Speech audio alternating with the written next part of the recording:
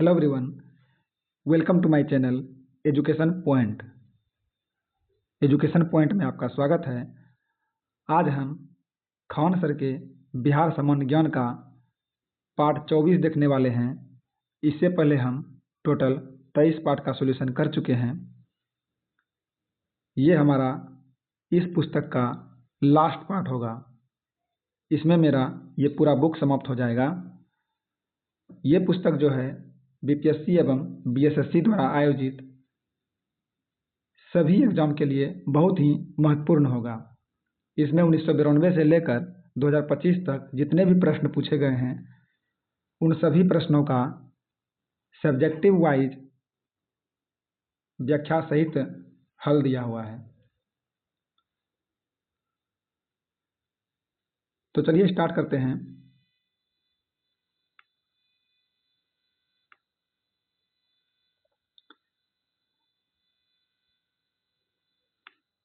ये पिछले प्रश्न का विश्लेषण था।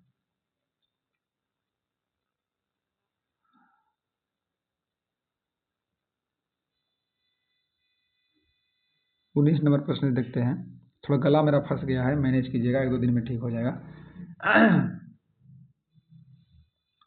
बिहार की मधुबनी विद्या कौन सी है? बिहार की मधुबनी विद्या बिहार की पेंटिंग विद्या कौन सी है? और इसका राइट आंसर है ऑप्शन ए, मधुबनी। बिहार राज्य की प्रसिद्ध पेंटिंग जो पूरे भारत में प्रसिद्ध है उसे मधुबनी पेंटिंग के नाम से जानते हैं। यह बिहार के मिथिला क्षेत्र की एक प्रमुख कला परंपरा है। इस चित्र की शैली के 2 प्रकार हैं, भित्ति चित्र व आरीपन। अगला प्रश्न है, संदीप पांडे को मैग्सेस अवार्ड प्राप्त हुआ। संदीप पांडे को जो है मैग्सेस अवार्ड प्राप्त हुआ, ये हुआ था उद्गामी नेतृत्व हेतु। उद्गामी नेतृत्व हेतु वर्ष 2000 में सामाजिक कार्यकर्ता और सोशलिस्ट पार्टी के महासचिव संदीप पांडे को रेमन मैग्सेस अवार्ड फाउंडेशन के द्वारा एक ऐसे भारतीय के रूप में मान्यता दी गई थी जिसने गांधी के मार्ग का अनुसरण किया और भारतीय प्रवासियों के संसाधनों का उपयोग करके गरीब बच्चों के लिए शिक्षा का समर्थन किया था। अगला प्रश्न है, बिहार के किस व्यक्ति को 26 जनवरी 2021 को पद्म भूषण पुरस्कार प्रदान किया गया था? और इसका राइट आंसर है ऑप्शन बी, रामविलास पासवान को दिया गया था मरणोपरांत। रामविलास पासवान एक प्रमुख भारतीय राजनेता और बिहार के वरिष्ठ नेता को 26 जनवरी 2021 को मरणोपरांत पद्म भूषण से सम्मानित किया गया था। यह पुरस्कार उन्हें सामाजिक कार्य और सार्वजनिक सेवाओं में उनके अद्वितीय योगदान के लिए दिया गया था। अगला प्रश्न है, 26 जनवरी 2021 को बिहार के कितने लोगों को विभिन्न क्षेत्र में पद्मश्री पुरस्कार से नवाजा गया? तो ये नवाजा गया था बिहार के 4 लोगों को। प्रतिवर्ष गणतंत्र दिवस की पूर्व संध्या पर राष्ट्रपति द्वारा पद्म पुरस्कारों की घोषणा की जाती है। 26 जनवरी 2021 को बिहार के 4 लोगों के लिए पद्मश्री पुरस्कार की घोषणा की गई, जिसमें दुलारी देवी, दिलीप सिंह, मृदुला सिन्हा व रामचंद्र मौजी शामिल थे।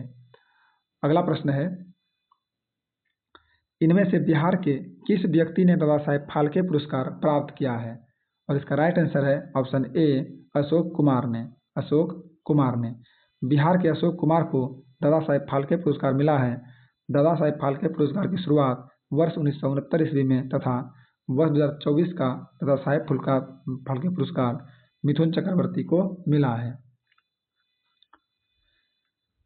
भारत के किस पत्रकार एवं मीडिया व्यक्तित्व ने जो बिहार मूल से हैं वर्ष 2019 का रमन मैग्सेस प्राप्त किया?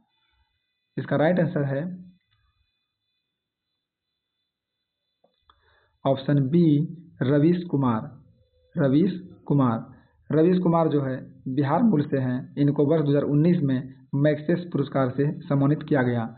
उन्हें यह पुरस्कार उनकी पत्रकारिता के साहसिकता और बेबाक रिपोर्टिंग के लिए मिला, जो जनता की आवाज़ों को मंच देता है। अगला प्रश्न है, इनमें से बिहार के किस व्यक्ति को भारत रत्न से सम्मानित किया गया है? और इसका राइट आंसर है ऑप्शन ए, राजेंद्र प्रसाद को। राजेंद्र प्रसाद को जो है भारत रत्न से सम्मानित किया गया है।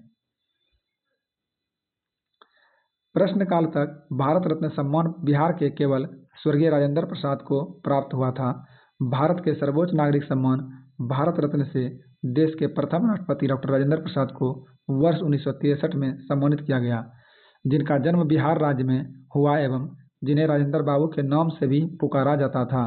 बिहार के तत्कालीन मुख्यमंत्री कर्पूरी ठाकुर को भी वर्ष 2023 में भारत रत्न दिया गया। अगला प्रश्न है, दिवंगत अभिनेता कुमुदलाल गांगुली, जिन्हें उनके मंचीय नाम अशोक कुमार से भी जाना जाता है, इसका जन्म बिहार के निम्नलिखित में से किस शहर में हुआ था? तो इनका जन्म जो है भागलपुर में हुआ था। अशोक कुमार का जन्म 13 अक्टूबर 1911 ईस्वी को भागलपुर में हुआ था। जन्म के वक्त इनका नाम कुमुदलाल गांगुली था और फिल्म इंडस्ट्री में प्यार से लोग इन्हें दादा मुनि यानी बड़ा भाई भी कहते थे। इन्हें अछूत कन्या, हावड़ा ब्रिज, किस्मत, चित्रलेखा, पाकीजा, छोटी सी बात, खूबसूरत आदि फिल्मों में काम किया था। अगला प्रश्न है, झारखंड क्षेत्र स्वशासी परिषद का गठन कब हुआ था? तो ये हुआ था 1995 ईस्वी में। झारखंड क्षेत्र स्वशासी परिषद का गठन 1995 ईस्वी में किया गया था। यह गरीब आदिवासियों के हितों की रक्षा हेतु निर्मित एक परिषद थी, जिसके प्रथम अध्यक्ष शिबू सोरेन थे। अगला प्रश्न है, 2019 में बिहार के मानव विकास सूचकांक का मान क्या था? इसका राइट आंसर है ऑप्शन ई, उपयुक्त में से कोई नहीं या तो उपयुक्त में से एक से अधिक। 2019 में जो है बिहार का मानव विकास सूचकांक 0.536 था। यह मान स्वास्थ्य, शिक्षा और प्रति व्यक्ति आय के आधार पर मापा गया था और यह पाकिस्तान के एचडीआई के बराबर है।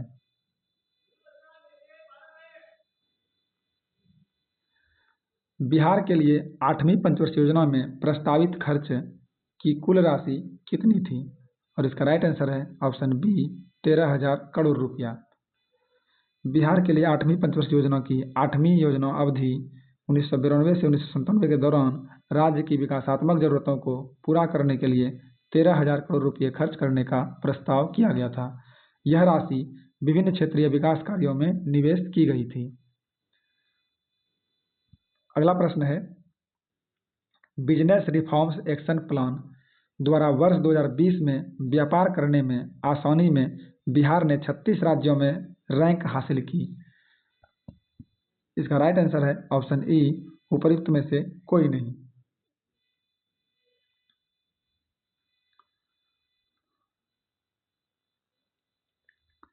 Business reform action plan BRAP द्वारा वर्ष 2020 में व्यापार करने में आसानी में बिहार ने 36 राज्यों में 26वीं रैंक हासिल की थी।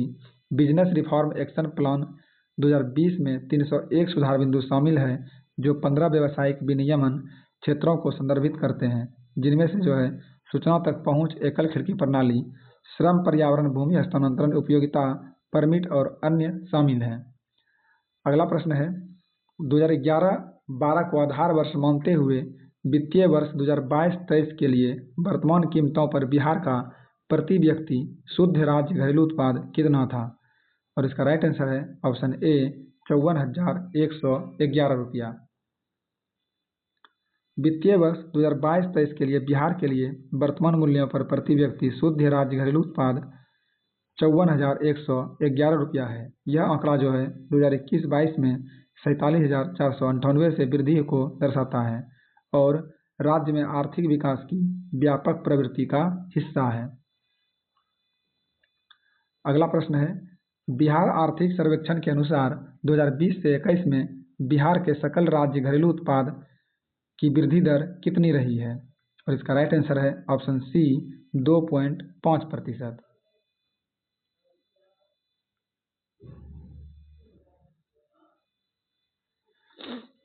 बिहार आर्थिक सर्वेक्षण 2021-22 के अनुसार 2020-21 में बिहार के सकल राज्य घरेलू उत्पाद की वृद्धि दर 2.5% रही। यह बिहार राज्य का 16वां आर्थिक सर्वेक्षण था। अगला प्रश्न है, वित्तीय वर्ष 2022-23 के लिए राजकोषीय घाटा बिहार के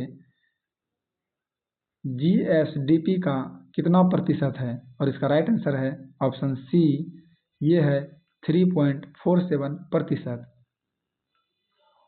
वित्तीय वर्ष 2022-23 के लिए बिहार का राजकोषीय घाटा उसका सकल राज्य घरेलू उत्पाद का 3.47% था। यह अनुपात राज्य की अर्थव्यवस्था के संचालन में वित्तीय संतुलन को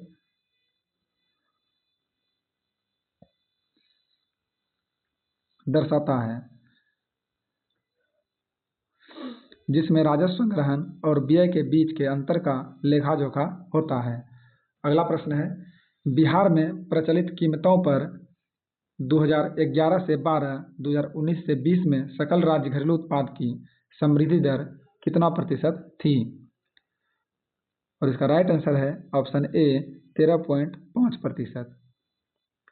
2011-12 की प्रचलित कीमतों के तहत वर्ष 2019-20 में बिहार का सकल राज्य घरेलू उत्पाद 13.5% की समृद्धि दर पर था। यह दर जो है राज्य की आर्थिक गतिविधियों और विकास की दिशा का उदाहरण है। अगला प्रश्न है, बिहार राज्य के चुनाव आयुक्त कौन हैं? इसका राइट आंसर है ऑप्शन ए ML मजूमदार। इसको याद नहीं रखिएगा, ये जिस टाइम एग्जाम 45वां BPSC एग्जाम के टाइम पर ये थे, अभी तो वर्तमान में कोई और है। परीक्षा के दौरान बिहार राज्य के चुनाव आयुक्त ML मजूमदार थे। वर्तमान में जो है दीपक प्रसाद राज्य के चुनाव आयुक्त बने हैं। वर्तमान में डॉक्टर दीपक प्रसाद हैं राज्य के चुनाव आयुक्त। बिहार राज्य के चुनाव आयोग जो है भारत के बिहार राज्य में गठित एक स्वायत्त और वैधानिक निकाय है। भारत के प्रथम चुनाव आयुक्त सुकुमार सेन थे। राज्य चुनाव आयोग के कार्य पंचायती राज संस्थाओं के चुनाव को संपन्न करना, मतदाता सूची तैयार करना, नामांकन के लिए तिथियों की नियुक्ति करना, चुनाव के लिए उम्मीदवारों का नामांकन करना और मतदान के लिए समय निर्धारित करना, वोटों की गिनती और चुनाव परिणाम की घोषणा करना, चुनाव लड़ने वाले उम्मीदवारों की सूची का प्रकाशन करना और परीक्षा अवधि के समय मुख्य निर्वाचन अधिकारी LM मजूमदार थे। बिहार का पंचायती राज मंत्री कौन है? इसका राइट आंसर है ऑप्शन बी सम्राट चौधरी। सम्राट चौधरी उर्फ राकेश कुमार बिहार के पंचायती राज मंत्री थे। वर्तमान में यह बिहार के उप मुख्यमंत्री हैं। इनका संबंध भारतीय जनता पार्टी से है। वर्तमान में बिहार के पंचायती राज मंत्री केदार प्रसाद गुप्ता है। अगला प्रश्न है, पटना हाईकोर्ट का मुख्य न्यायाधीश कौन है? और इसका राइट आंसर है ऑप्शन ए न्यायाधीश संजय करोल। ये 2022 में था, अभी देख लेते हैं कौन है। प्रश्नकाल में श्री संजय करोल जो है 2019 से 23 तक पटना के मुख्य न्यायाधीश रहे और वर्तमान में पटना के मुख्य न्यायाधीश कृष्णन विनोद चंद्रन है। बिहार बिजनेस कनेक्शन 2024 का कब आयोजन किया गया? और इसका राइट आंसर है ऑप्शन सी 19 से 20 दिसंबर 2024 को।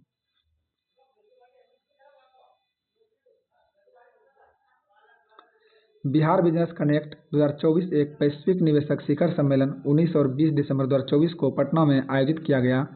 इस सम्मेलन का आयोजन ज्ञान भवन में हुआ था, जो बिहार सरकार द्वारा आयोजित किया गया था। Bihar state power transmission company limited ने तीसरे LDC उत्कृष्टता पुरस्कार 2023 में किस श्रेणी में जीत हासिल की? और इसका राइट आंसर है option B medium load dispatch centre. Medium load dispatch centre.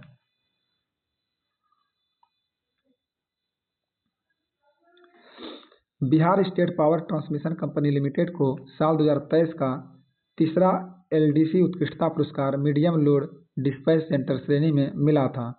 यह पुरस्कार Bihar state load dispatch centre को मिला था। यह अवार्ड जो है ग्रिड इंडिया और लोड डिस्पैचर फोरम ने साल 2020 में शुरू किया था।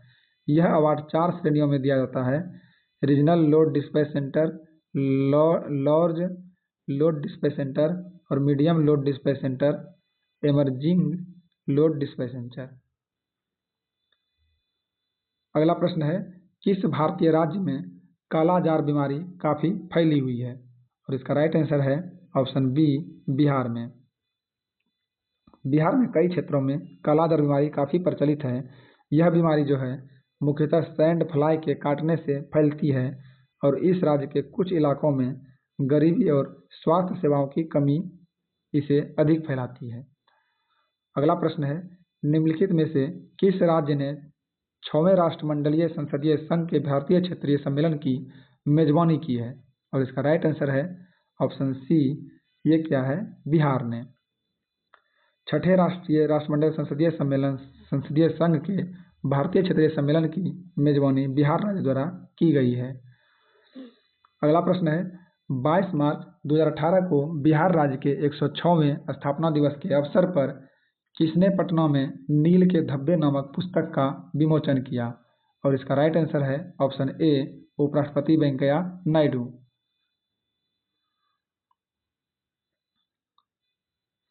22 मार्च 2018 को पटना में बिहार राज्य के 106वें स्थापना दिवस के अवसर पर देश के उपराष्ट्रपति वेंकैया नायडू द्वारा नील के धब्बे पुस्तक का विमोचन किया गया। यह पुस्तक विंध्याचल शर्मा द्वारा लिखी गई है। अगला प्रश्न है, बिहार के वर्तमान स्वास्थ्य मंत्री कौन हैं?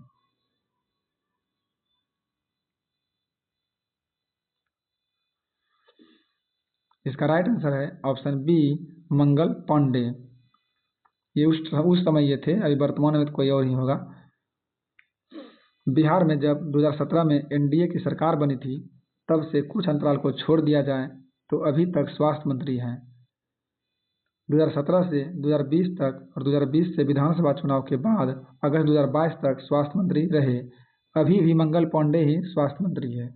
वर्तमान में भी मंगल पांडे जो है स्वास्थ्य मंत्री के पद पर ही कार्यरत है। बिहार सरकार के द्वारा कर्मचारियों के वेतन एवं पेंशन पर अपने समस्त संसाधनों का कितना प्रतिशत व्यय किया जाता है? तो इसका राइट आंसर है ऑप्शन ए, 40%।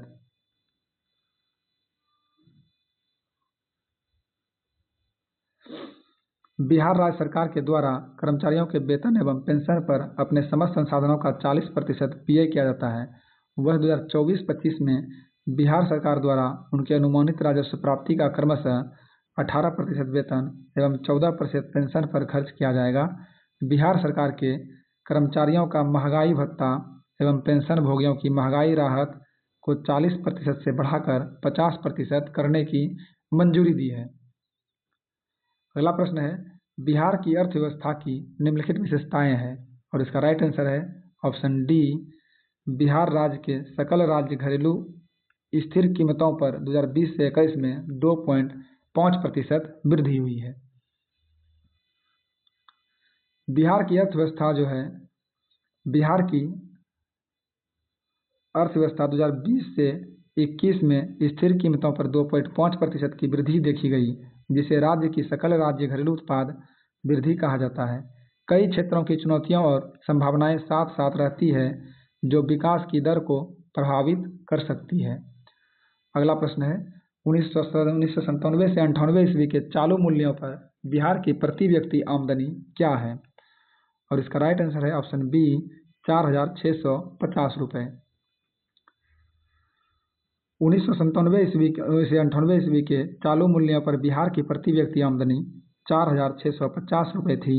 अभी वर्तमान में बिहार की प्रति व्यक्ति आय 54,383 या $656 सालाना या वार्षिक है। अगला प्रश्न है, सन 1999 से 2000 में बिहार की वार्षिक योजना राशि क्या थी? और इसका राइट आंसर है ऑप्शन सी, 3,636 करोड़ रुपया। 3,636 करोड़ रुपया। सन 1999 से 2000 के लिए बिहार की वार्षिक योजना राशि 3,636 करोड़ रुपया थी। यह योजना राशि राज्य के विकास कार्यक्रमों और परियोजनाओं के वित्त पोषण के लिए सरकार द्वारा निर्धारित की गई थी।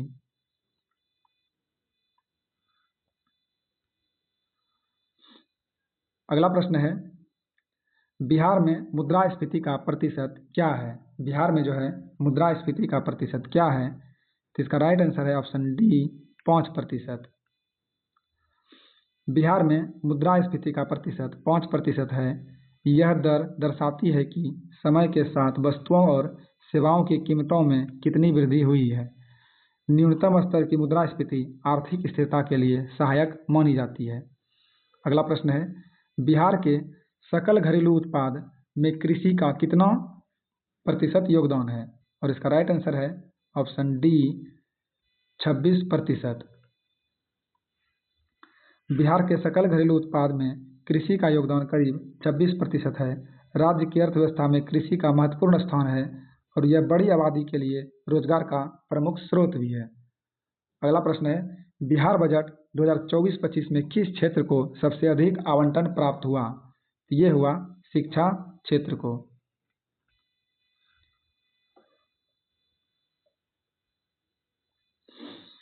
बिहार बजट 2024-25 में शिक्षा क्षेत्र को सबसे अधिक आवंटन प्राप्त हुआ है। इस क्षेत्र के लिए 52,639.03 करोड़ रुपये का आवंटन किया गया है।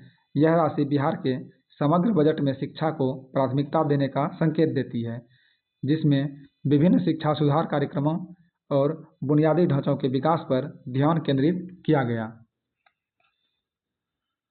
अगला प्रश्न है, बिहार के आर्थिक सर्वेक्षण 2021-22 के अनुसार गलत कथन को चुनिए। तो इसका राइट आंसर है ऑप्शन डी, बिहार में प्राथमिक क्षेत्र में 2.8% की दर से वृद्धि हुई है। ये जो है गलत है।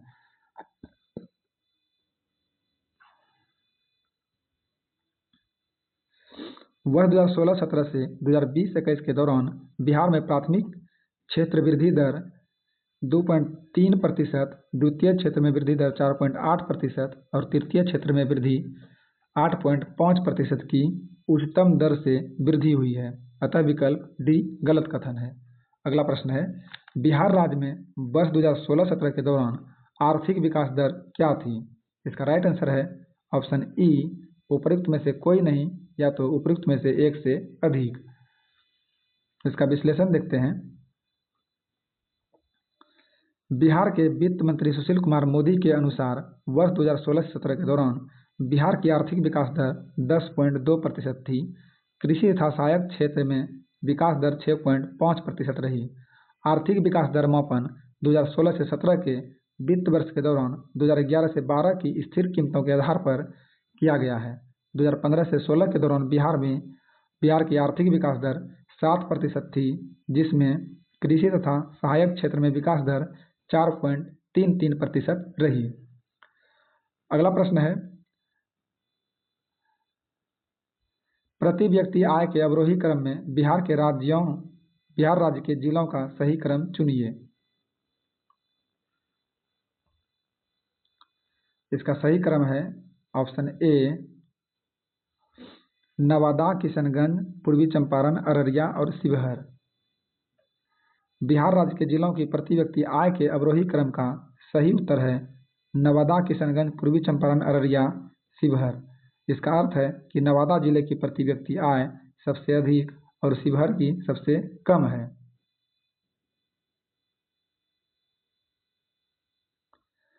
अगला प्रश्न है, 2021 से 22 के दौरान बिहार में राजकोषीय घाटा किस प्रकार अनुमानित है? और इसका राइट आंसर है ऑप्शन ए, 22,511 करोड़। 2021 से 22 के दौरान बिहार में राजकोषीय घाटा 22,511 करोड़ अनुमानित है। यह घाटा राज्य की राजस्व और व्यय की असंतुलन को दर्शाता है, जिसे विभिन्न स्रोतों से उधार लेकर पूरा किया जाता है।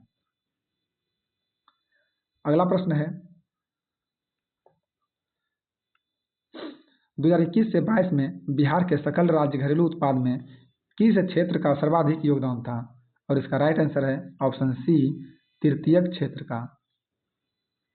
2021 से 22 में बिहार के आर्थिक आंकड़ों के अनुसार तृतीयक क्षेत्र का सकल राज्य घरेलू उत्पाद में सबसे बड़ा योगदान था।